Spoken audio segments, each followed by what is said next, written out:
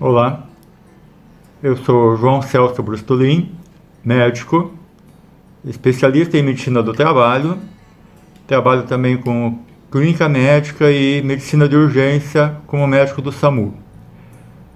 Sou membro do Rotary Clube de Queiroz do Iguaçu e, em função disso, venho falar com você sobre o Novembro Azul. Mas não vou falar apenas na questão câncer de próstata.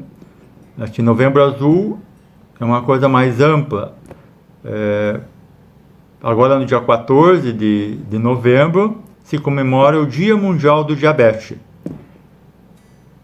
que é uma doença mais ampla, que afeta muito mais pessoas do que o câncer de próstata e que mata muito mais também. Assim como foi o Outubro Rosa, o mês relacionado com a doença feminina, onde temos o câncer de mama, o câncer de colo do útero, essa questão que eu estou falando é sobre prevenção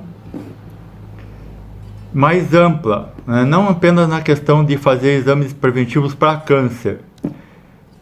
Para vocês terem uma ideia, na população mundial, 1 em cada 11 pessoas tem diabetes. No Brasil, a estimativa é que 1 em cada 9 pessoas tem um diabetes. A população total de diabetes no Brasil, segundo a Sociedade Brasileira de Diabetes, está em torno de 16,8 milhões de diabéticos. Isso equivale, para vocês terem uma ideia mais ampla, a toda a população do estado do Paraná e quase toda a população de Santa Catarina juntos. Como se essa população fosse diabética, somando todos os diabéticos do Brasil. E o dado mais alarmante é que 50% dessas pessoas ainda não foram diagnosticadas com diabetes. Porque o diabetes, na sua fase inicial, às vezes as pessoas não têm sintomas típicos do diabetes, que é muita sede, urinar bastante, perda de peso. Quando o diabetes na fase inicial, praticamente não existem esses sintomas. Muitas pessoas têm pré-diabetes, né, que vão acabar evoluindo para um diabetes, e o que está ocorrendo muito frequentemente, mesmo sem ter histórico familiar de diabetes, sem ter a hereditariedade como fator, né.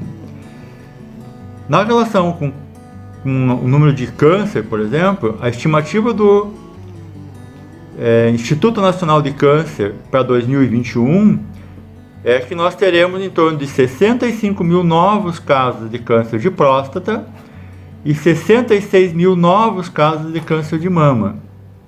Então, um número expressivo, mas ainda menor do que os casos de diabetes.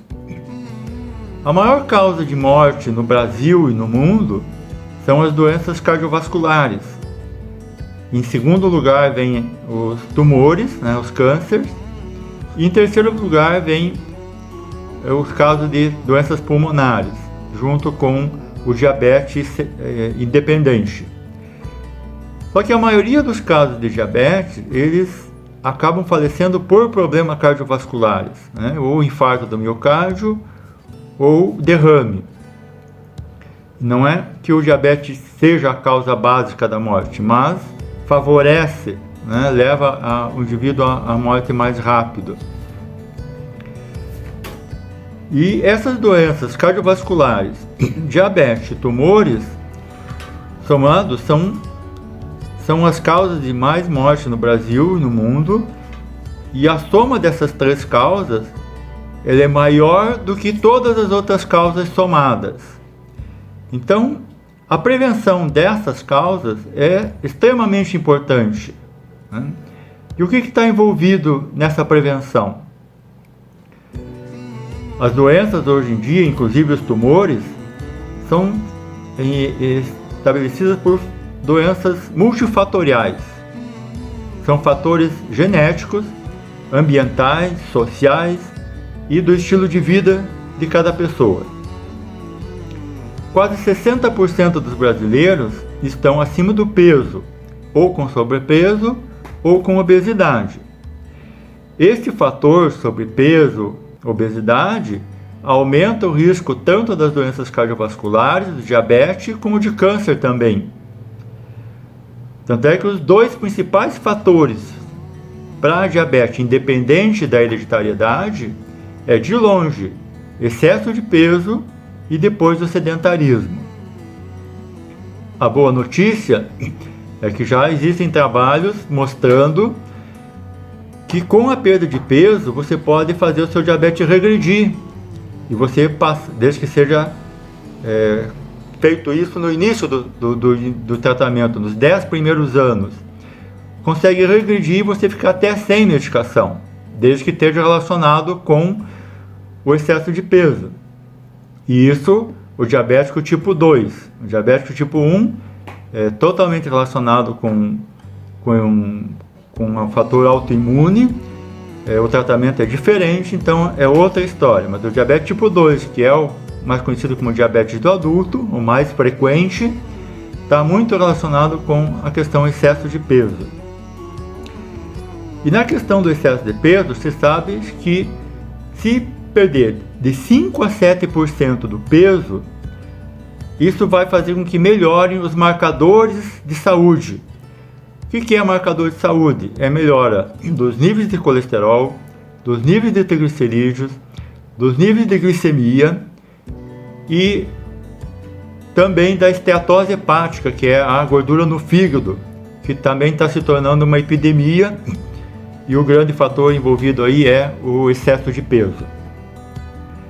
E quando há uma redução de 10% ou mais de peso, as estatísticas comprovam que há redução de doença e mortalidade a longo prazo.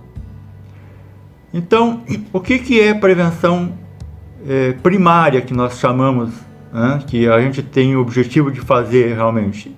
É aquela que não depende de você fazer exames, nada. A prevenção primária é que você pode fazer. O que significa isso? Significa um estilo de vida saudável. O estilo de vida saudável está relacionado com dieta saudável, diminuição do consumo de gordura, diminuição do consumo de frituras, usar mais alimentos in natura, evitar os alimentos embutidos. Isso são estilos de vida saudável para alimentação. E a prática de atividade física. Essa é a mais importante, na realidade, a que traz mais benefício. Pode ser feita por qualquer pessoa, não tem custo nenhum, apenas ter vontade. E mais ainda, ela não precisa ser feita direto, por exemplo, contínua. O ideal é que se faça em torno de 30 minutos, no mínimo 3 vezes por semana. E esses 30 minutos, eles não precisam ser feitos de uma vez só. Se você fizer 15 minutos de manhã e 15 minutos à tarde, vale do mesmo jeito, vai trazer o mesmo benefício em termos de melhora de função cardiopulmonar.